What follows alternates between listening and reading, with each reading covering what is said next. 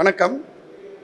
World art and artist YouTube சேனலுக்கு என்னுடைய வணக்கத்தை தெரிவித்துக் கொள்கிறேன். I am Arunagiri from Chennai. இந்த லலித்கலா ஓவிய நுண்கலை கூடத்தில் எங்களுடைய ஓவிய காட்சி கடந்த 25 ஜூலையிலிருந்து 31 ஜூலை வரலாம் இங்கே நடக்குது. இப்போது என்னுடைய ஓவிய அனுபவங்களையும் என்னுடைய ஓவியம் பற்றிய சில விஷயங்களை உங்களுடன் நான் இப்போது பகிர்ந்து கொள்கிறேன். கிட்டத்தட்ட நான் இதில் ஒரு 40 வருஷம் இந்த பெயிண்டிங்கில் நான் ட்ராவல் பண்ணுறேன். I am not an painter, I am an sculpture also. என்னுடைய சிற்பங்களும் இங்கே நான் இந்த எக்ஸிபிஷனில் வச்சுருக்கேன்.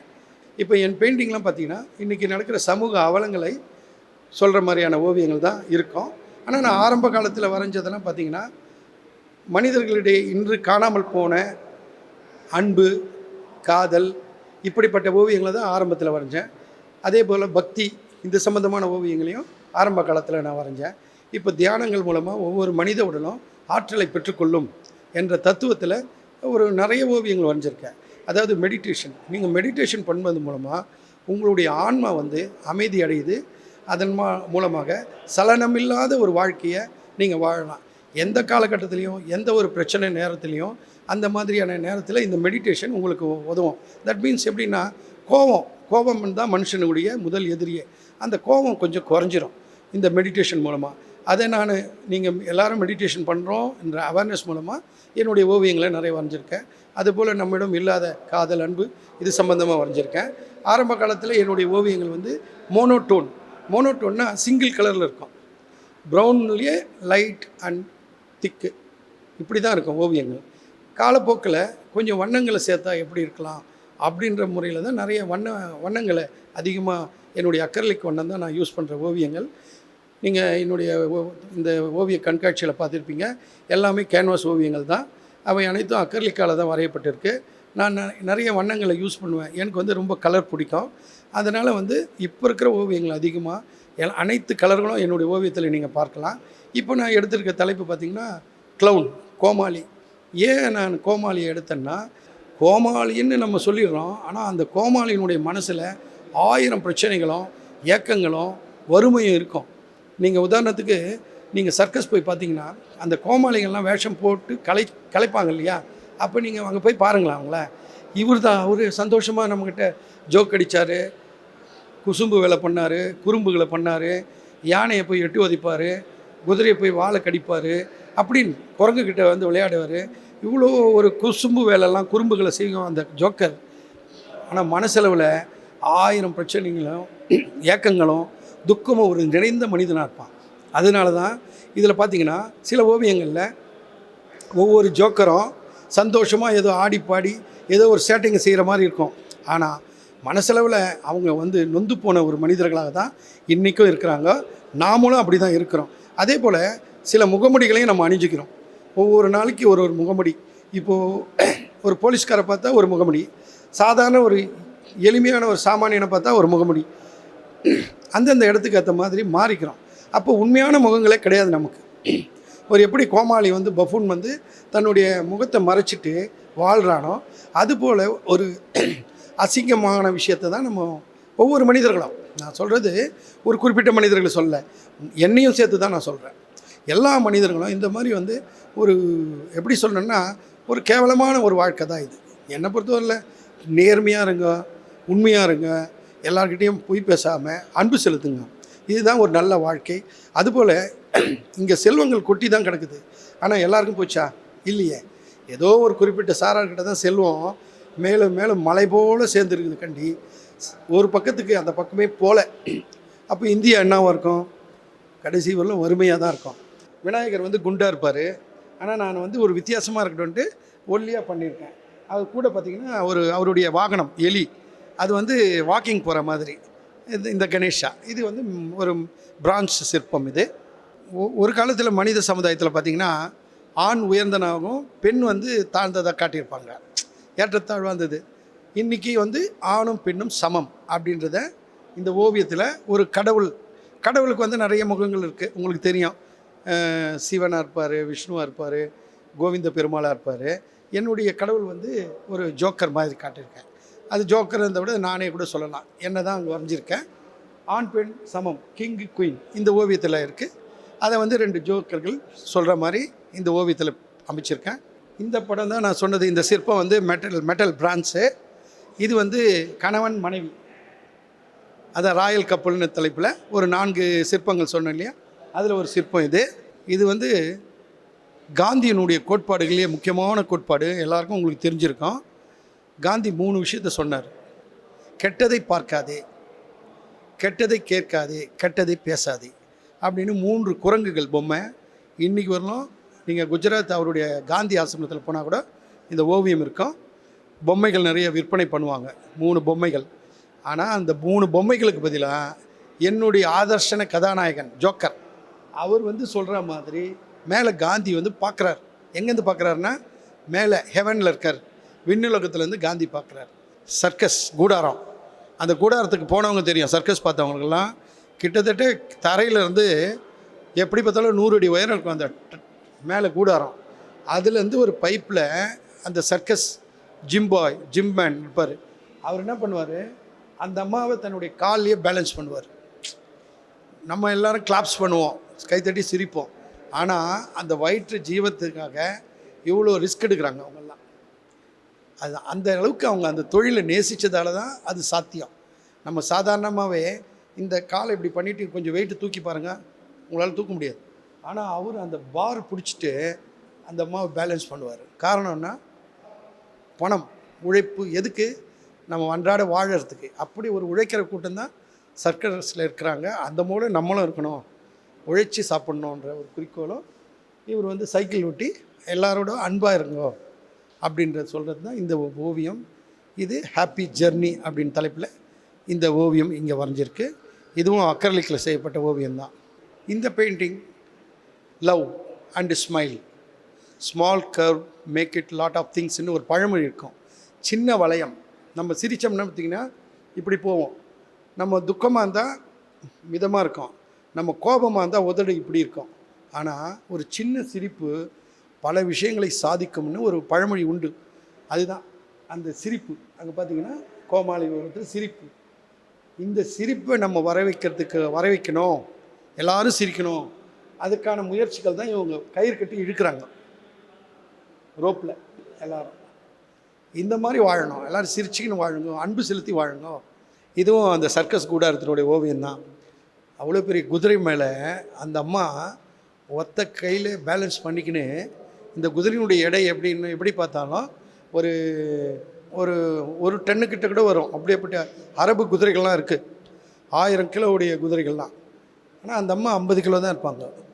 அந்த அம்மா அந்த குதிரை ஓடுற வேகத்தில் ஒத்த கையை வச்சு பேலன்ஸ் பண்ணி ஒரு 10 ரவுண்டு அடிப்பாங்க. எல்லாம் எதுக்கு? இந்த ஒரு ஜான் வயிற்றுக்கான பிழைப்பு தான். அதான் உழைச்சி வாழ வேண்டும், அதுதான் அந்த படம் சொல்கிறது. அதுலேயும் அவர் எட்டி பார்ப்பார். யார்? என்னுடைய ஆஸ்தான ஜோக்கர். கையில் ஒரு பிளேயிங் கார்ட்ஸ் வச்சு காதல், அன்பு செலுத்துங்கள், சிரித்து பழகுங்கள் அப்படின்றது தான் இந்த ஓவியத்தினுடைய சிறப்பம்சம். இந்த ஓவியமும் அதுதான். நண்பர்களோடு இருங்க, சும்மா தனியாக இருக்காதீங்க. உங்களுக்கு 1000 விஷயங்கள் யோசனை வரும். பழகுவதற்கு இனிமையான நண்பர்களை உங்கள் கூட சேர்த்துக்கின்னு சந்தோஷமாக வாழுங்க அப்படின்றது தான் இந்த படத்தினுடைய தத்துவம். இது நான் சொன்ன ராயல் கப்பல், புலி போல புருஷன் சொன்னேன் இல்லையா, அதுபோல் மான் போல் ஒரு கணவன் இருந்தாலும் சந்தோஷமாக வாழணும், அதுக்கேற்ற மாதிரி நம்மளை மாற்றிக்கணும். கணவன் முரடனாக இருப்பான், கோவக்காரனாக இருப்பான், இல்லை மந்தமானவனாக இருப்பான். எப்படி இருந்தாலும் கல்யாணம் ஆயிடுச்சு, அதை நீங்கள் சரிசமமாக இருந்து 2 பேரும் பகிர்ந்துக்கின்னு குற்றம் குறை இல்லாமல் வாழணும். அதுக்காக தான் அதை ராயல் கப்பல்னு டைட்டிலில் இந்த பிரான்ச் பண்ணியிருக்கேன். எங்கேயோ வேலை செய்கிற ஒரு கோமாளி சர்க்கஸில் வேலை செய்கிறாரு. அவர் கிட்டத்தட்ட ஒரு 1000 கிலோமீட்டரோ இல்லை 2000 கிலோமீட்டர் தள்ளி வந்து சர்க்கஸ் வந்து அங்கங்கே போடுவாங்க கூடாரம். இந்த ஸ்டேட்டில் இருப்பாங்க, டெல்லியில் இருப்பாங்க, பாம்பேயில் இருப்பாங்க, அங்கேருந்து கல்கட்டா போவாங்க, சென்னைக்கு வருவாங்க. ஆனால் அவங்க அம்மா ஒரு இடத்துல இருப்பாங்க. அப்போது நான் தான் ஒரு ஜோக்கர் முகமுடி போட்டு சிரிச்சா கூட அவங்க அம்மா ஞாபகம் வரும். அப்போது அவங்க அம்மா வந்து பின்பக்கமாக அவர் தோலை தொடுற மாதிரி ஒரு ஃபீல், அதுபோல் அவங்க அம்மா பின்னாடி வந்து அவர் தொடுற மாதிரி ஒரு ஃபீல். அவர் அன்பு செலுத்துங்கள் அப்படின்ற அந்த பிளேயிங் கார்ட்ஸை காட்டுறது இந்த ஓவியனுடைய அம்சம். இது கிருஷ்ண பரமாத்மாவுடைய ஒவ்வொரு அவதாரங்கள் சொல்கிறோம் இல்லையா, இது வந்து 16 கால சம்பூர்ணா அப்படின்ற இந்த அவதாரத்தினுடைய பெயர். நானே அனைத்தும் அப்படின்னு நீங்கள் கேள்விப்பட்டிருப்பீங்க கீதாபதேசத்தில். இந்த உலகத்தில் இருக்க அனைத்து ஜீவனும் நான் தான். புல் பூண்டு உயிர்கள், சின்ன சின்ன உயிர்கள், மீனாக இருக்கட்டும், முதலையாக இருக்கட்டும், பாம்பாக இருக்கட்டும், புலியாக இருக்கட்டும், சிங்கமாக இருக்கட்டும், மனிதர்களாக இருக்கட்டும், தேவேந்திரனாக இருக்கட்டும், பிரம்மாவாக இருக்கட்டும், அர்ஜுனனாக இருக்கட்டும், யமனாக இருக்கட்டும், எல்லாம் நானே என்பது தான் இந்த 16 கால சம்பூர்ணா என்ற ஓவிய தலைப்பு. பிரபஞ்சம், இந்த பிரபஞ்சத்தில் பார்த்திங்கன்னா அணுவின்றி அசையாது உலகம் அப்படின்வான். அணுக்கள் தான் பிரதானம். இப்போ உடல் இருக்குது, எல்லாம் பல கோடி அணுக்களால் ஆனது தான் இந்த உடலே. அந்த அணுவினுடைய அசைவு எப்படி இருக்குன்னா சிவபெருமானின் நாட்டியம் போல் இருக்குது. அதனால தான் இதை சிவனாக காட்டியிருக்கேன். ஆனால் முகத்தை மட்டும் பெண்ணாக காட்டியிருக்கேன். சிவனை வந்து ஆணாக தான் சொல்லுவாங்க, நான் வந்து இங்கே பெண்ணாக காட்டியிருக்கேன். இந்த இடத்துல இந்த உடலில் பார்த்திங்கன்னா எல்லா விஷயங்களும் சொல்லியிருப்பேன். சிறு பூச்சியிலேருந்து பெரிய மனிதர்கள் வரை அணு இல்லாத எதுவும் செய்ய முடியாது, காற்று இல்லாமல் எதுவும் செய்ய முடியாது, அனைத்தும் நானேன்றது தான் இதுவும் இந்த கொள்கையும். இந்த ஓவியம் வந்து 2013 இந்திய அளவில், தேசிய அளவில், தமிழ்நாடு அளவில் பரிசு பெற்று 1 லட்சம் ரூபாய் ரிவார்டு வாங்கின ஓவியம் இது. இந்த பெயிண்டிங் அவார்டு வாங்கின படம் இது. அதிகப்படியான கட்டிடங்கள், அதிகப்படியான தொழிற்சாலைகள், அதிகப்படியான போக்குவரத்து சாதனங்கள், இதெல்லாம் என்ன ஆகும்னா இயற்கையை குறைச்சிரும். இயற்கை க்ரீன், இதுவும் இயற்கை தான். ஆனால் நான் வந்து ஒரு மனிதனாக காட்டியிருக்கேன். அவர் தள்ளுறாரு, பில்டிங்கெல்லாம் தள்ளுறாரு, புஷ் பண்ணுறாரு. போதும் ப்ளீஸ், போதும் வளர்ச்சி எங்களுக்கு வேண்டாம், எங்களுக்கு நல்ல ஆக்சிஜன் இருந்தால் போதும், நல்ல மழை வந்தால் போதும், தேவையில்லாத நேரத்தில் மழை பெய்யுது, அழிவு தான் அது, போதும் இன்ஃப்ராஸ்ட்ரக்சர், எங்களை இயற்கையை வாழ விடுங்க, நாங்கள் சந்தோஷமாக இருந்தால் தான் நீங்கள் நல்லா இருப்பீங்க, புழு பூச்சி நல்லா இருந்தால் தான் மண் வளமாக இருக்கும். எல்லாமே கமர்ஷியல் வியாபாரம். எதனா சாப்பிட்டு எப்படின்னா நோய்வாய்ப்பட்டு செத்துப்போ அப்படின்றது தான் இன்றைக்கி உலக வியாபாரிகளுடைய ஒரு மோசடித்தனம். அதுக்கு நம்மளும் உடன்பட்டுருவோம். என்ன பண்ணுறது? அதை சொல்கிறது தான் இந்த ஓவியம். அவர் 2 பக்கம் தள்ளுறார். அவர் ஒரு பக்கமாக தள்ளினார் அந்த ஓவியத்தில், இவர் 2 பக்கமாக இன்ஃப்ராஸ்ட்ரக்சர் போதும். இதுவும் அதுதான். நண்பர்களோடு இருங்க, ஃப்ரெண்ட்ஷிப்பாக இருங்க, செல்ஃபோன்லேயே உட்காந்து காலம் தள்ளாதீங்க, நல்ல மனிதர்களோடு பேசுங்க, நல்ல விஷயத்தை கற்றுக்குங்க அப்படின்னு சொல்கிறது தான். அவர் கையிலையும் ஒரு ஃப்ளக் இருக்கும், பிளேயிங் கார்ட்ஸ் இருக்கும். அதுலேயும் அவர் ஆர்டிங் லவ்வை வந்து சொல்கிறது தான் இந்த படம். My bestie title, this also acrylic medium. இதுவும் நான் சொன்ன ராயல் கப்புள், குதிரை போல கணவன் இதில் இருக்கும். இதுவும் பிரான்ஸு தான். இது வந்து முக்தி. எல்லா மனிதனும் முக்தி அடையணும்னு ஆசைப்படுறான். ஆனால் அதற்கான விஷயத்தை நம்ம பண்ணுறது கிடையாது. அதற்கான விஷயம் என்னென்னா தியானம், நல்லதை நினைக்கிறது, மந்திரங்களை சொல்கிறது, இதுதான். அமைதி, பேஷியன்ஸாக இருக்கணும். அமைதியாக இருந்தால் நல்லது தான் நடக்கும். இதுலேயும் நீங்கள் ஒதுக்கி காலையில் ஒரு 5 மணிக்கு ஒதுக்கி 1 hour தியானத்துக்குன்னு ஒதுக்குனீங்கன்னா உங்களுக்கு ஐம்புலனும் உங்கள் சொல்கிறபடி கட்டுப்படும். இதன் மூலம் கடைசி காலத்தில் முக்தி அடையலாம். இதுவும் அதே தான். NF3 போதும், இன்ஃப்ராஸ்ட்ரக்சர் டெவலப்மெண்ட், நாங்கள் வாழணும், எங்களுக்கு வழியை விடுங்க, வாழ விடு அப்படின்னு க்ரீன்லாம் சொல்லுது, இயற்கை சொல்லுது. அதை மனிதனாக காட்டியிருக்கேன். இதில் தியானத்தில் அடிப்படை பார்த்திங்கன்னா புருவ மத்தி. இப்போது பெண்கள் வந்து குறிப்பாக எல்லாருமே பொட்டு வைப்பாங்க. இங்கே நடுவில் குங்குமத்தில் தான் வைக்கணும் பொட்டு, ஸ்டிக்கர் பொட்டு வைக்கக்கூடாது. ஆனால் இன்றைய பெண்கள் பொட்டே வைக்கிறது கிடையாது, அது ஃபேஷன் ஆகிப்போச்சு. அது ஒரு பக்கம் இருக்கட்டும். ஆனால் இந்த புருவ மத்தியில் தான் நம்ம எல்லா விஷயங்களையும் அடக்கக்கூடிய சக்தி. அனைத்து நரம்பு மண்டலத்தினுடைய முடிச்சு இந்த புருவ மத்தியில் தான் இருக்குது. இந்த புருவ மத்தியை ஒருங்கிணைத்து நீங்கள் தியானமாக இருக்கிறது மூலமாக 7 விதமான திரைகளை உங்கள் உடம்பில் வரும். ஸ்க்ரீன் அப்படின்வாங்க, 7 ஸ்க்ரீன், அது 7 ஷீல்டு அப்படின்வாங்க. நீங்கள் பார்ப்பீங்க, சாதாரணமாக இருப்பான், ஒரு துறவியோ ஒரு சன்னியாசியோ, ஆனால் அவனை நீங்கள் ஒன்றுமே பண்ண முடியாது. ஏன்னா அவர் பக்கத்தில் அந்த ஸ்க்ரீன் இருக்கும். 7 விதமான ஸ்க்ரீன், 1 2 3 4ன்னு 7 அடுக்குகள் இருக்கும். அதை சொல்கிறது தான் இந்த ஓவியத்தினுடைய தன்மை. இதுவும் அக்ரிலிக் தான், மோனோ கலர் கேன்வாஸில் பண்ணியிருக்கேன். தமிழ்நாட்டினுடைய புராதன விளையாட்டுன்னு சொல்கிறது பதில், அந்த காலத்தில் பெண்ணை எடுக்கணுன்னா அவன் அந்த தகுதியான ஒரு ஆண் மகனாக இருக்கணும், அப்போ எப்படி அவனை தேர்ந்தெடுக்கிறது அப்படின்னா, இந்த ஹார்வெஸ்டிங் ஃபெஸ்டிவல் அப்படின்வாங்க. அறுவடை மாதம், தை பிறந்தால் வழி பிறக்கும். பொங்கல் திருநாளில் என்ன பண்ணுவாங்கன்னா, ஜல்லிக்கட்டு நடத்துவாங்க. அந்த ஜல்லிக்கட்டில் அந்த மாட்டினுடைய கழுத்தில் பனைமுடிப்போ சங்கிலியோ அது இருக்கும்.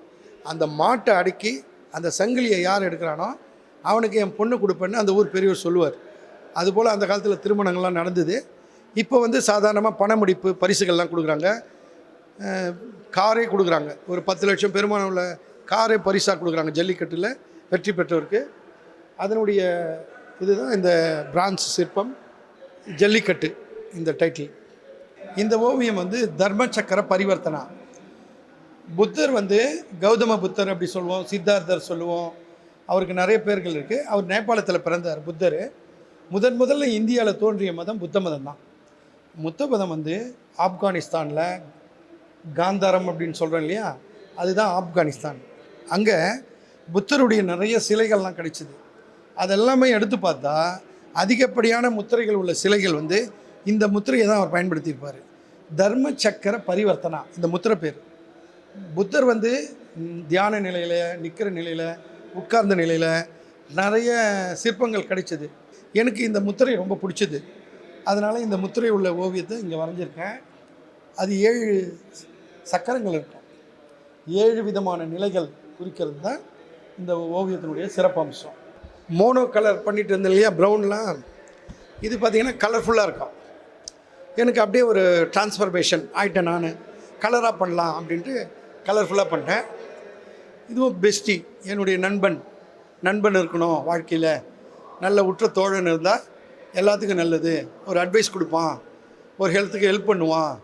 நான் முன்ன சொன்னேன் இல்லையா, காந்தி அவர் தென்னாப்பிரிக்காவில் வெள்ளையர்களால் ஓடுற ட்ரெயின்லேருந்து தள்ளி விட்டுட்டு அதுக்கப்புறம் இந்தியாவுக்கு இங்கே இருக்கிற காங்கிரஸ் இயக்கத்தோடு சேர்ந்து விடுதலைக்காக அகிம்சை வழியில் போராடினார்.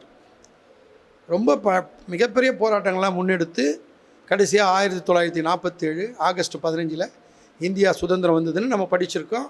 இன்றைக்கும் நம்ம 72வது சுதந்திர தினத்தை கொண்டாடுறோம். ஆனால் அந்த சிக்கலை இவர் தான் எடுத்தது, அகிம்சை முறையில் எடுத்தார். அதுதான் இங்கே பாட்டுருப்பேன்.